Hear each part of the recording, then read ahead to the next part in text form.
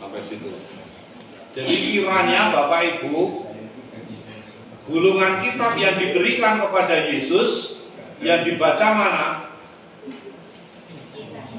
Yesaya ayat 61, bab 61 ayat 1 dan 2 yang kita baca itu. Nah, gulungan itulah yang diberikan kepada Yesus. Dan Yesus membaca itu. Nah, sudah sampai di situ dong. Kita balik ke Lukas. Lukas yang tadi.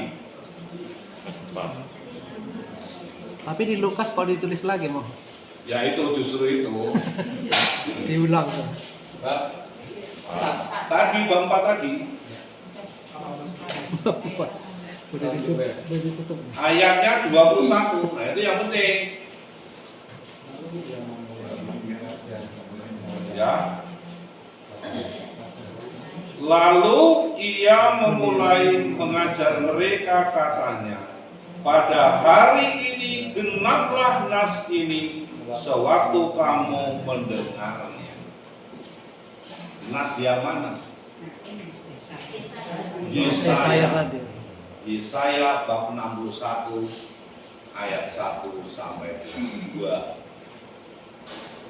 Sehingga Bapak Ibu, Yesus pada waktu itu kira-kira memang itu firman-Nya Yesus beneran, yang mengatakan Yesus bahwa pada hari ini genaplah nas ini sewaktu aku membacanya.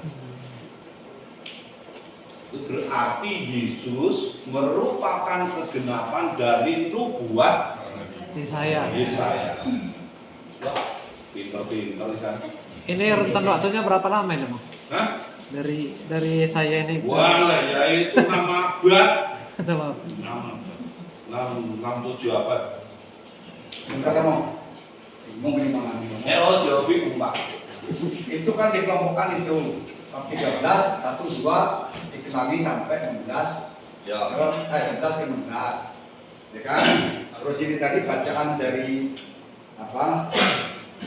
Keluaran tiba-tiba ke Lukas. Nah ini apa namanya? Cara kita baca dulu saja bingung loh. Lupa-lupa itu terus gimana? Ya. Pak, ini karena tradisinya kan berbeda-beda. Memang ya harus belajar. Kebetulan saya kan belajar. Dan saya mau menunjukkan gini loh, seringkali itu di dalam seri satu perikopa itu terjadi 2 cerita terus dari berapa tradisi. Ya seringkali kan kita itu membaca lurus-lurus meskipun tidak nyambung, pokoknya dibaca lurus. Ya, nah sekarang dengan saya tunjukkan begini kan Bapak akan tahu, oh iya ya, ayat 1 sampai berapa tadi? 2, terus ayat 11 sampai 16 itu berkisah mengenai penebusan. Nah, penebusan anak sulung tadi, bagian terakhir tadi kan bercerita mengenai,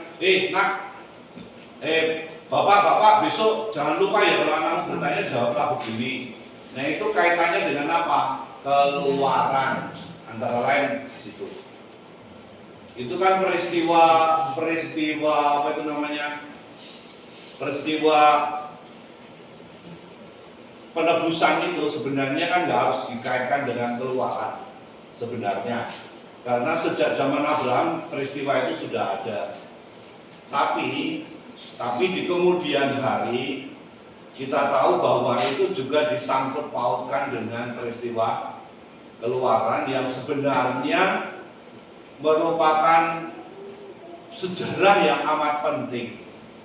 Nah, yang kita buka-buka macam-macam ini tadi, saya hanya mau menerangkan mengenai soal itu loh Pak, penebusan yang berkaitan dengan pembebasan. Nah itu kata itu sebenarnya.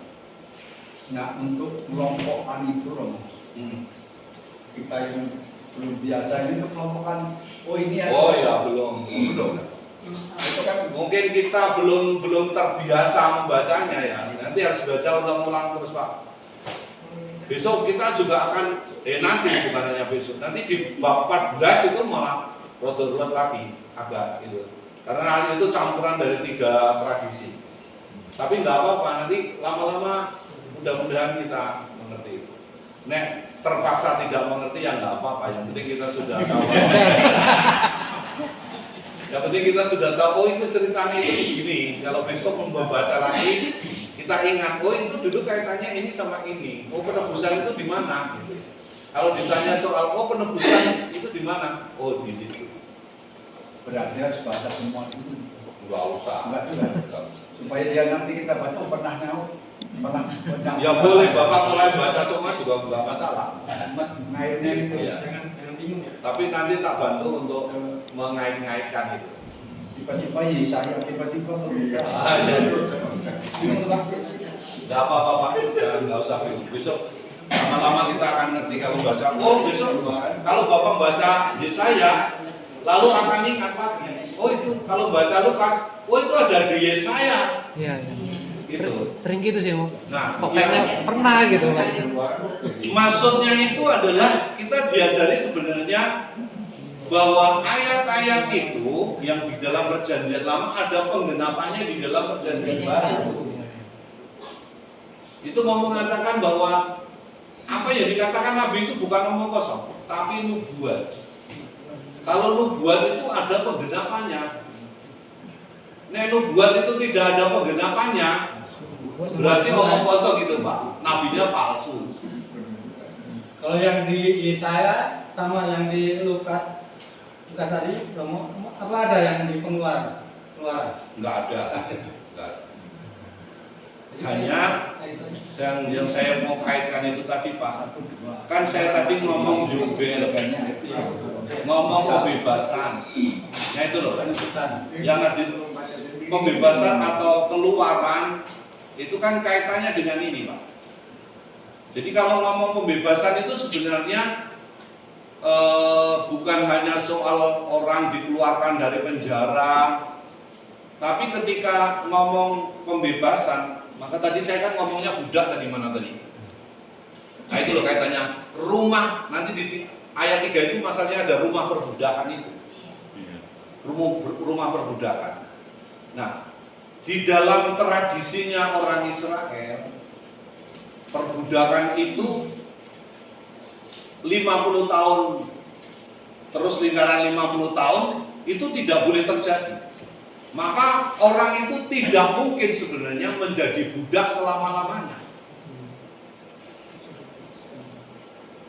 Pada tahun Yobel, semua itu akan dipulihkan. Maka yang disebut Yesaya tadi, atau yang disebut Lukas itu nyata di kalangan orang Israel. Sehingga perbudakan atau orang Israel sampai nggak punya tanah itu nggak mungkin Pak. Karena misalnya saya menggadaikan tanah, itu hanya boleh berlaku sampai tahun ke-49. Tahun ke-50 tanah itu harus dikembalikan kepada yang punya. Meskipun yang punya itu nggak bisa bayar. Nah itu loh. Ya lama memang, lama. Tetapi di dalam lingkaran itu akan menjadi sangat jelas bahwa orang Israel suatu saat itu sama lagi kedudukannya. Loh itu lah beda dengan kita ini toh ya. Yang kita ini monopoli kan monopoli selamanya kan. Maka apa yang dibuat pemerintah itu sebenarnya undang-undangnya misalnya kan boleh PT itu mempunyai hak guna 25 tahun, setelah 25 tahun dikembalikan ke negara, itu maksudnya kan begitu sebenarnya. HGW itu. Sehingga tidak selamanya PT itu akan menguasai tanah itu. Terserah kepada pemimpinnya. Nah, kalau di kalangan orang Israel tahun ke-50 itulah semua menjadi orang merdeka. Berarti tahun Nobel itu artinya tahun pembebasan kan? Iya, yang benar-benar tidak boleh ada budak lagi. Kecuali orang dengan sukarela mengatakan aku tetap mau jadi budakmu.